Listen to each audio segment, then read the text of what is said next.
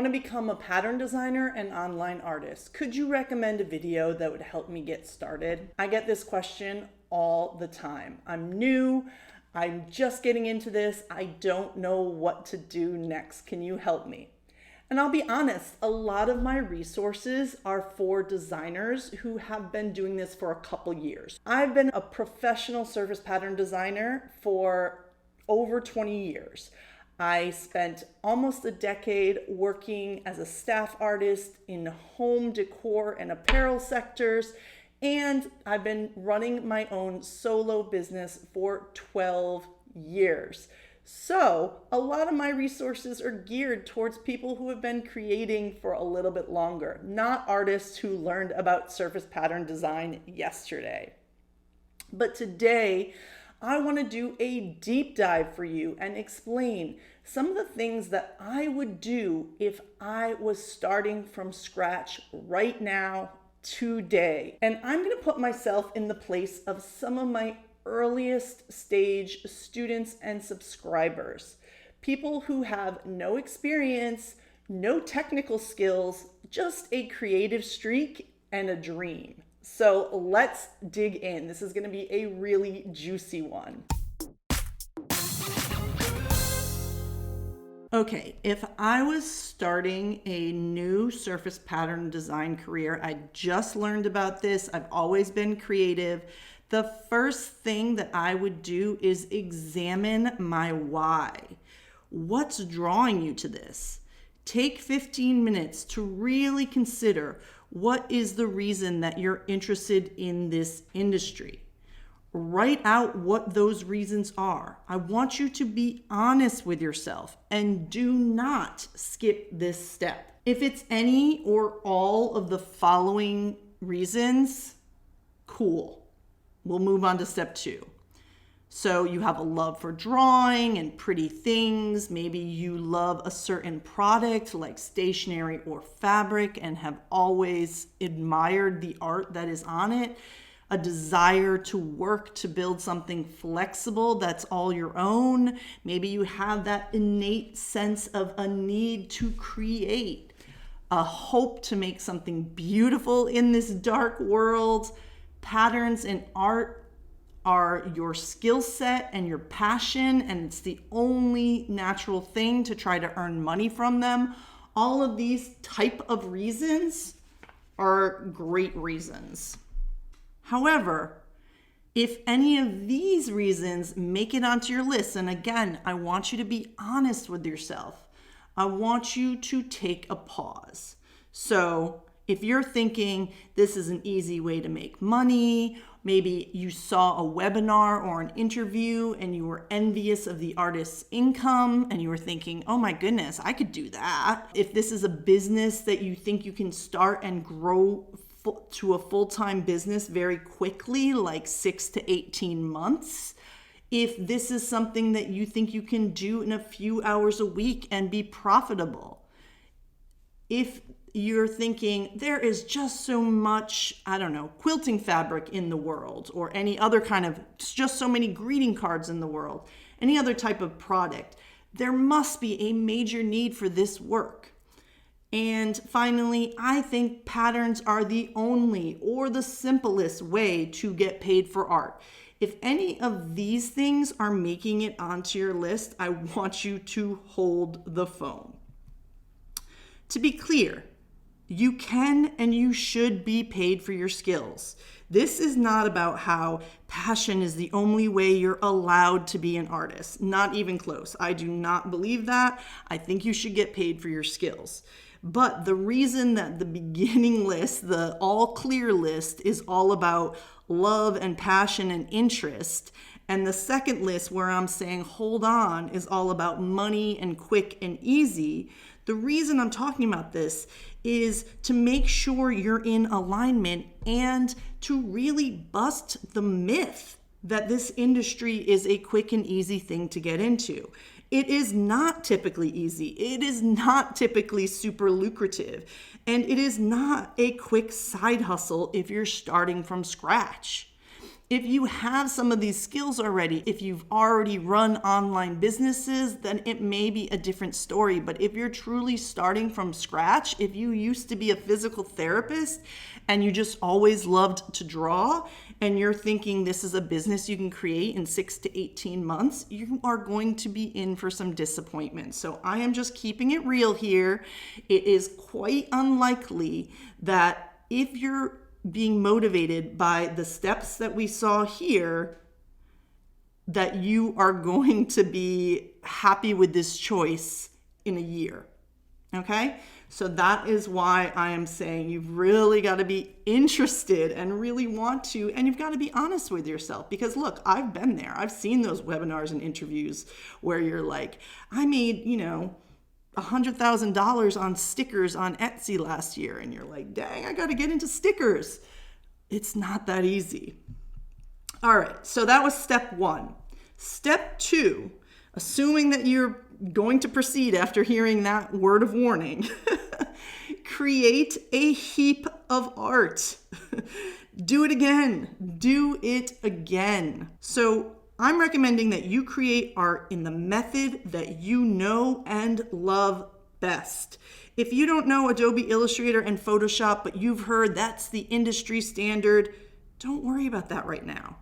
Paint, sketch, use Procreate, make art freely that makes you happy and that you would want to see in the world, okay?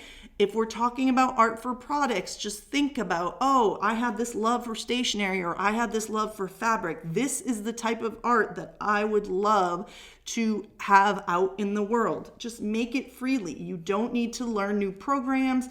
You don't need to worry about specifics. I want you to create some art.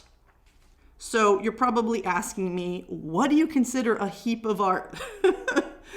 When can I stop? Honestly, this is just starter art. So if you don't have much experience creating, even as a hobby, as I know that some people who want to get into this field don't, this is a bit of a test and a skill builder. You can proceed to step 3 after you feel comfortable creating and drawing enough to be sure that this is something you really want and not a passing whim. So this might be 2 weeks of creating art regularly. This might be 2 months of creating art regularly. For all I know, this might be 2 years of creating art regularly. But you see what I say here? What, are you tired already? I thought you wanted to do this for a living, right? So this is where we're just having fun and creating things that we love so we can get a feel for what we're interested in. After we get through that, then we can move on to step 3. Explore how your art can earn you money. We're going to take a break from creating art to learn about what your art can be used for and start to focus in a little bit. Understand what type of opportunities are available as surface pattern jobs or income-wise. So here is a starter list. You could work at a company as a staff designer. You could do art licensing. You could do freelance work for companies. You could put your art on print-on-demand sites and earn sales through things like Spoonflower or Redbubble or Threadless. You could sell digital art via stock art sites like Shutterstock or Creative Market. You could sell digital art via stock pattern sites like Pattern Bank. You could create art for print studios. You could sell your prints or patterns directly to companies, or you could accept personal commissions to create artwork for people who want that art in their homes. I know that's a lot, but I have a video that dives into what each of these really entails and a free jobs guide that can help you understand which may make the most sense for you. So be sure to check my link in description if you're ready for step 3 and you want to learn more about these options. However, the options don't start there. There are even more opportunities. Those were all based on, I'm just gonna make the art type income sources. But if you're interested in creating further than just the the art, you can also create and sell physical products online through Etsy or Shopify. You can create and sell physical products in person via craft fairs and shops and wholesale. You can sell digital products like brushes, palettes, and fonts, or guides and templates.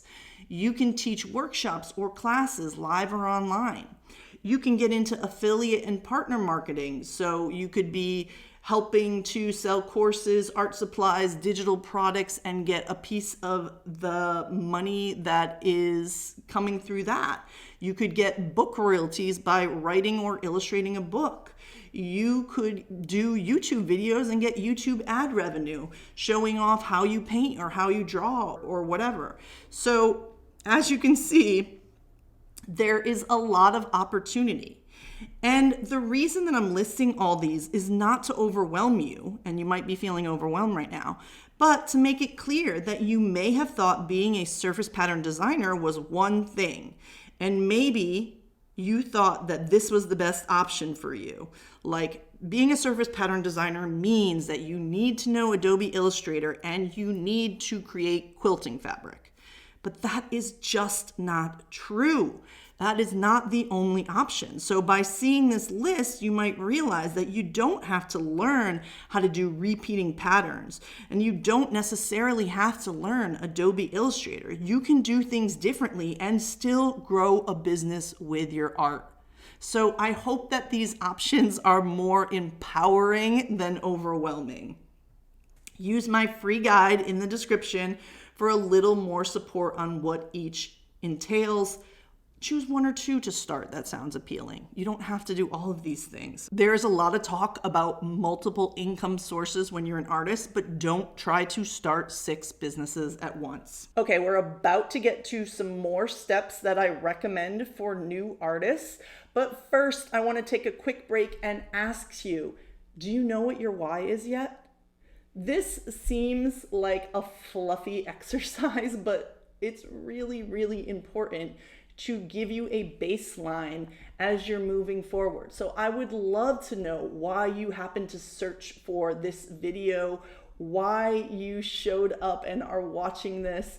What is the reason that you are interested in getting into this industry? Let me know. And if this content is useful for you, please give me a subscribe. I love to cover these type of topics. All right. I told you this is basically a masterclass. This is a lot of information. But step 4 is to take some time to understand what type of products your art could be used on. I consider surface pattern design to be art to decorate products. And yes, a lot of that means repeating patterns, but honestly, I also do a lot of standalone illustrations for notebooks and for gift bags and for greeting cards. There are a lot of things that don't require actual patterns. So I want you to look at the products you want your art on. I talk a lot about the benefits of niching down to one product category as you're getting started. But a big one is that it forces you to slow down and focus on what's working in the market. Here are 2 videos of mine that I highly recommend if you're interested in getting a deeper dive on this step 4. But I also really recommend Find Your Focus. It is my short and powerful masterclass where I talk about the type of art needed for various products. If you check out the link in the description, you can save a little money with a coupon code. So check out that description, get that coupon code. Paula took this masterclass and she said she had heard the advice over and over again to niche down, but she really didn't understand what her options were. And she wasn't sure how to proceed. But with this masterclass and a few minutes on the workbook exercises, she already figured out her next steps. So I love that. So next is to look at what's working in your market. Once you've chosen a product category that you want to focus on, I want you to look at your favorite products in stores or on print-on-demand shops or wherever you hope to make money and compare your skill level to what's currently being sold. Once you have looked at some of those making money options like freelancing and licensing and print on demand and working with a textile design studio, if you've looked at those and you've started to figure out, I think I want to try this one or that one, now look at what's working in that area. Compare the medium that you use, the themes that you have created, the colors, the style. Make a list of where you're seeing gaps or misalignment. All that art that we created for fun in our favorite way of creating, that is what you're looking at, and that is what you're comparing to where you want to go. I want you to understand that this process really depends on your goals. And that is the reason that I didn't want you to go out and learn a new program assuming that was the way to move forward, because it really depends on where you want to go. Why take the time to learn a complicated new program if at the end of the day, everyone in the space that you're looking to get to is not using that program? Here's what I want you to understand. Every business needs customers. If you want to make money in this industry, you need someone to buy from you. If you're interested in a path where you earn money from individual consumers, like people purchasing from a craft fair or buying a t-shirt on print-on-demand shops like Threadless, you still need to assess what's working in those spaces. But you also may have more freedom to bring something new to the table that could attract its own following. If you're looking to get your work sold, licensed, or wholesaled to larger companies that will distribute to customers, for example, getting your greeting card art sold to Hallmark, you likely need to be closely aligned with the themes and styles that are already selling in those places. I've said it before, I'll say it again. These big box stores, they just want the art to be 10% fresher, the theme, the trend to be 10% different from what's already selling currently. They don't take big risks. Again, an individual customer, a print-on-demand shop, you have more freedom to do something more risky, more different, more very much your own. So keep that in mind. Now that you've looked at what is working in the market and seen where those gaps might be, it's time to really focus and create marketable art to build your business with. Here is where we are going to dial in all that artwork that we created originally. If you aren't seeing anything in black and white sketchbook art on wrapping paper, and you created a lot of black and white sketchbook art, and your goal for products is wrapping paper, then you need to learn some new skills. You need to challenge yourself. You need to give yourself assignments like you've been hired by your dream company or you're a bestseller on your own platform. Practice.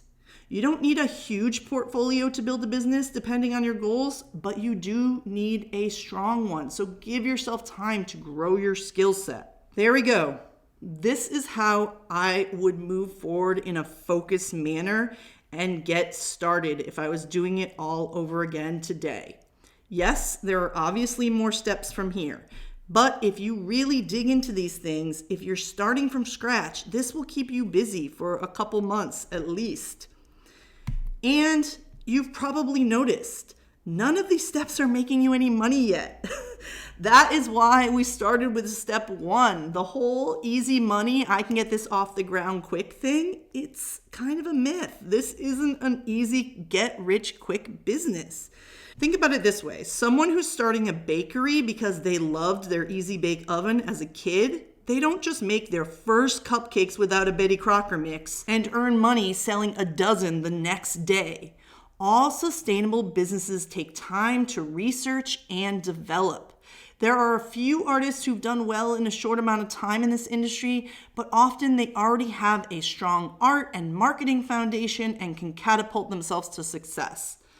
For someone who's starting out, it takes time. So look, the internet is filled with how-to content. It is easy to watch through all these steps and say, yeah, okay.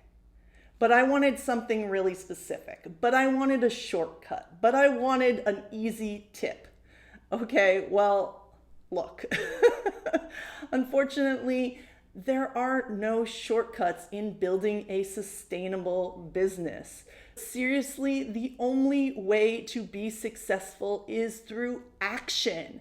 And trust me when I say done is better than perfect. I much rather you try your best at some of these steps than just fully ignore them. I hope that these instructions motivate you to get started. Once you've completed these steps, and depending on what you decide, or if you're interested in making your own products, if you're interested in licensing your art, if you're interested in becoming a print-on-demand tycoon, your path is going to go in a lot of different directions. So for me, I went into licensing and freelancing, and that is where I can offer more support and more help if you're interested in moving forward.